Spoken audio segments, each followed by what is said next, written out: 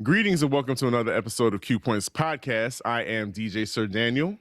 And my name is J. Ray, sometimes known by my government as Johnny Ray Cornegay III.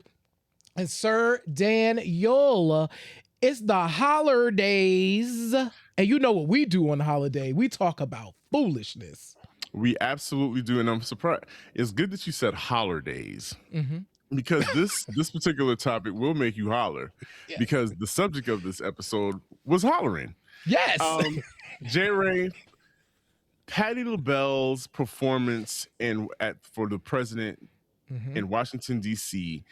is as much a Christmas classic as the Charlie Brown Christmas cartoon.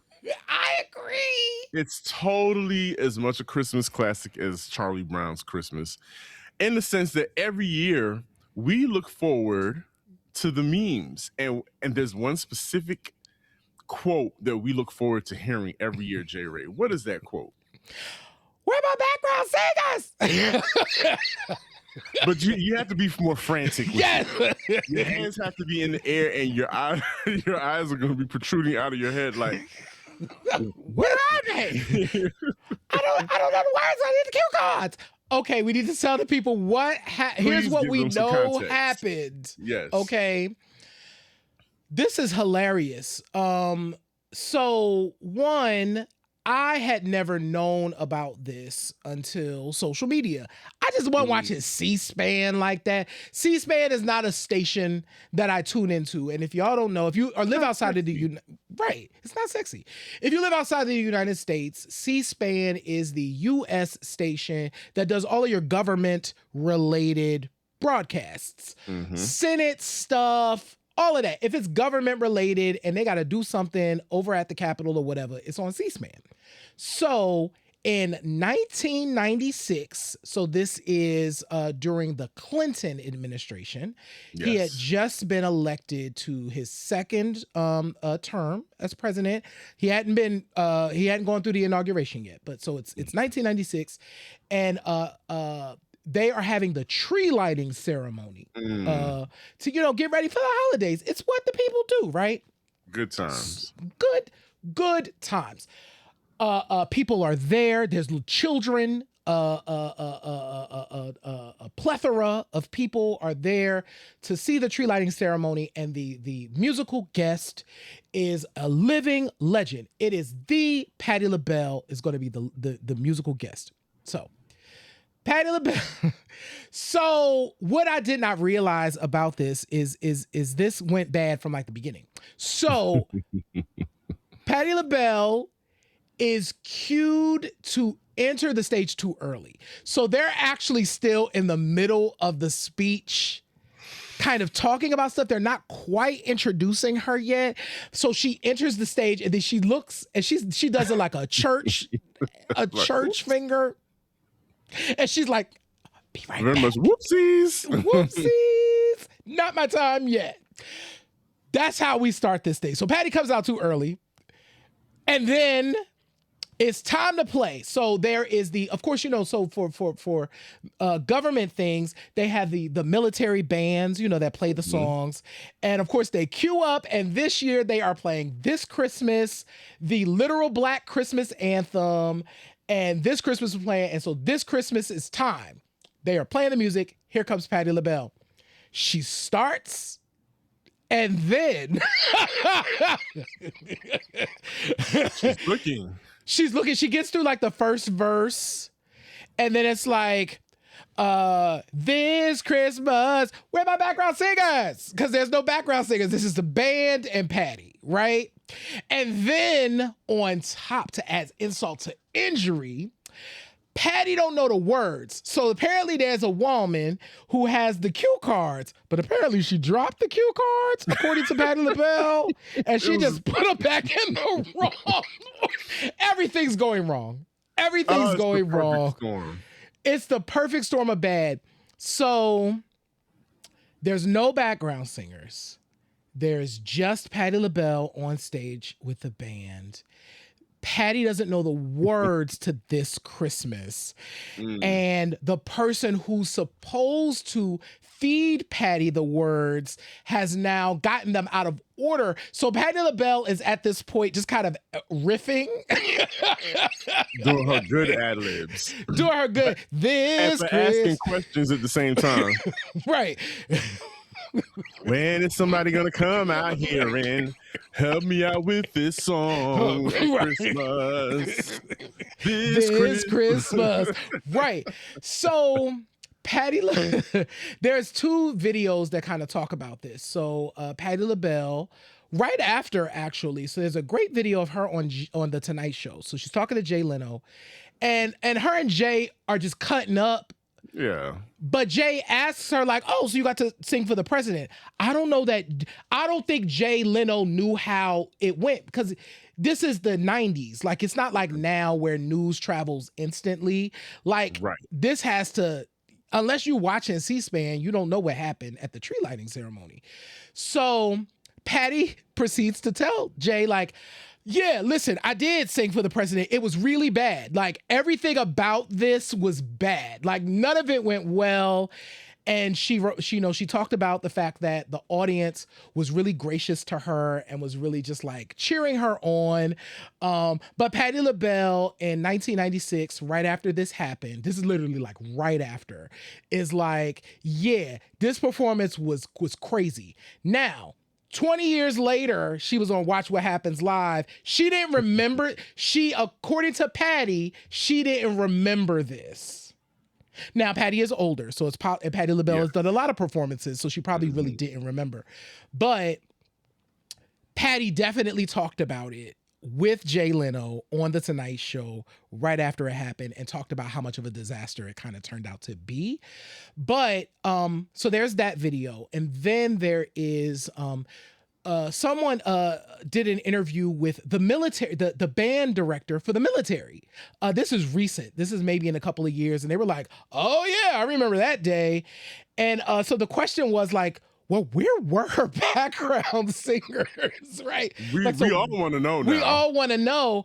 And so the band director was like, "Actually, we don't know." So the background singers did come on stage like 2 minutes into the song. So they did get there 2 minutes into the song. So Patti's like into this, right? But the band director said, well, sometimes what happens is it's really cold. They will have people in warming tents. And he was like, what probably happened is they didn't get the cue to hit the stage on time. And if Patti was entering, and if Patti LaBelle herself was told to go on early, we already know that timing was like off. Yeah.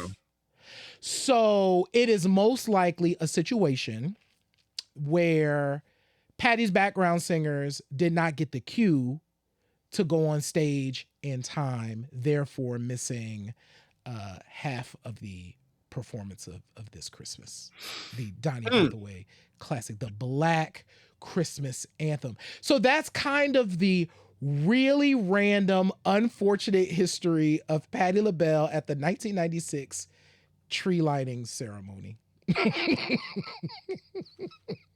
You know, it must be said that sometimes the folklore and the mythology are a lot more entertaining and exciting. Yeah.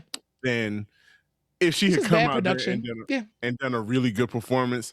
Because if it would have been just another run-of-the-mill performance where, because it's Patti LaBelle, she kills it, no big whoop.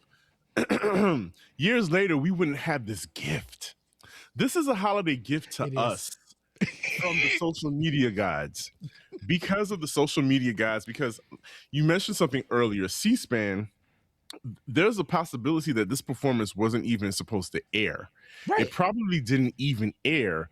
And somebody, some messy person in archives found this and was like, oh, this is hilarious. I'm uploading this to the internet. And years later, of course, you know, Generation Z and Y found it and uploaded it. But it truly is a national treasure, because Patti LaBelle is a national treasure. There isn't too many things that she can do wrong. Right. And Jerry, I must say, in preparing for this this topic, I just started thinking about the other times that Patti LaBelle has broken the internet. And there have been a few times that she has broken the internet. She is, and it's so funny that these older artists have a lot of stock and a lot of cred in these social media streets. Dionne Warwick is another one. Yep. But we're talking about Patti LaBelle right now. So, Jerry, do you remember back in 2009 on the Tyra Banks Show? Of all shows. Tyra Banks, famous for her America's Next Top Model groundbreaking show. Empire. Reality television show and Empire. Also branched off into her own talk show. And like most daytime talk shows, they have a cooking segment. Yes. Now I don't know, was the lady, I think the lady was Dr. Phil's wife? Was that no, actually even more interesting. So the woman in question is Dan Snyder's wife. Dan Snyder of the infamous Nickelodeon controversies. Well, see, that is Dan Snyder's wife. Now, she is really famous for her Skinny Girl line. She has a line of wines and snacks and all of this stuff. Like, her brand is top notch. Like, so she is like a person. Even in 2007, like the Skinny Girl brand was like a thing. But no, so she is Dan Snyder's wife. Okay. That says a lot, actually. So it really does, because first of all, I'm kind of wondering, why do you have both of them at the same time during this segment? Patty's Patti. Patti should have had this all by herself. But anyway, that's, 2020 hindsight vision, of course. So Patti they're making cupcakes, and these cupcakes have the film paper on them. And Patti just makes a comment because she's a Black woman, and she was trying to cue us into the fact that, child, this lady hasn't washed her hands. I ain't seen her wash her hands yet. She said, well, when you wash your hands, you picked up the cupcake by the paper. And apparently this, the lady just started thinking that Patti was interested in eating the paper for some odd reason.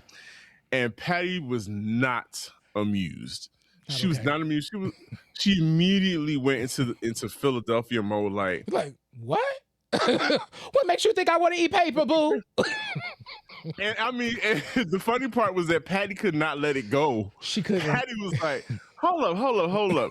You think I want to eat paper? And she kept looking back at the audience, because at that point, we all knew, Patti knew, that lady, Miss Ron Schneider, I don't know what her name is, had Patti all the way effed up. And Patti had to let it be known. And if that woman was Black, they would have known, like, no, Miss Patti, I'm not saying that you wanted to eat the paper. I did not realize. I'm so sorry. Like, they could have shut that thing down. Like, oh, no, I'm sorry, Miss Patti, I didn't mean that. But she went into white lady mode and was like, oh, she's being aggressive. She's being aggressive over here. She's getting crazy. And it was like, no, I just need you to know that I'm not trying to eat this paper, dummy. And you're like, what are you talking about? And that is yet another memory before social media that lives on now. It's like, and the kids are making TikToks reenacting it, and so it's just another delicious moment in time. But I also think we can't forget about Patti LaBelle's verses with Gladys Knight. Oh yeah, yes. Not because anything weird happened, but it was just such a delightful night. It became it was full of GIFs and memes. Like, there are hundreds of GIFs from that night where, Patty's flapping her wings or, pushing out her hands, doing Pattyisms. Yeah. And so Patti is good for that. One of another moment, and you mentioned Watch What Happens Live with Andy Cohen. Now, Andy Cohen, Watch What Happens Live, famously plies their guests with liquor. And I'm pretty certain that Patti was not immune to having a couple I'm drinks sure she was not. that night. And so Patti LaBelle infamously outed Luther Vandross during that interview. And of course, social media ran with that story like wildfire, and poor Patti was under attack, even to the point where in the Luther documentary, they mentioned the moment. Yep. And it kind of put a dark cloud over the wonderful relationship that we know that Patti and Luther had. Yep. But Luther's friends were not having it, and they really, really, really were upset about that moment. So yeah. But I think this is a moment that will rectify everything, that will just cleanse the palate of that. And Patti's not even in this moment. Mm-hmm. It's not her, but J-Ray, it was her pie. Oh, I forgot about the Patti Pie, which is still on sale, y'all. You can still go buy Patti LaBelle pies. Let me tell you something. This Walmart sensation, the Patti Pie, there's like a handful of moments where a food item takes the world by storm. Remember, right before the pandemic, it was the Popeyes chicken sandwich. Ooh, the Popeyes chicken sandwich had the people around salivating. Y'all acted a fool over those Popeyes. Now that sandwich was good though. It was good. It was good. I did have my fair share. Yes.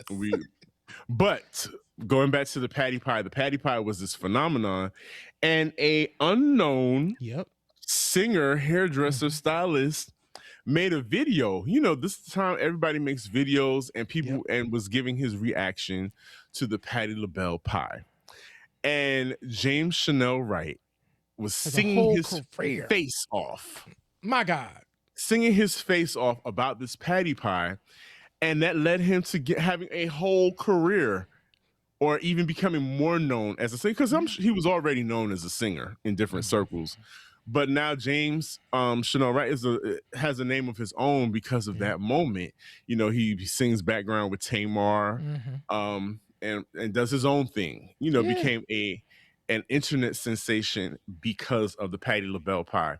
So, you know, Miss Patti, we love you. We thank you for this wonderful holiday gift. There are holiday cards, Christmas cards that people have made with that iconic silhouette of her hands out. Where are my background singers? That's how iconic that moment is. It is. I'm grateful for it. Like, it is something that we get a chance to laugh every single year. And it's easy to laugh at this because, one, Patti LaBelle has a wonderful sense of humor.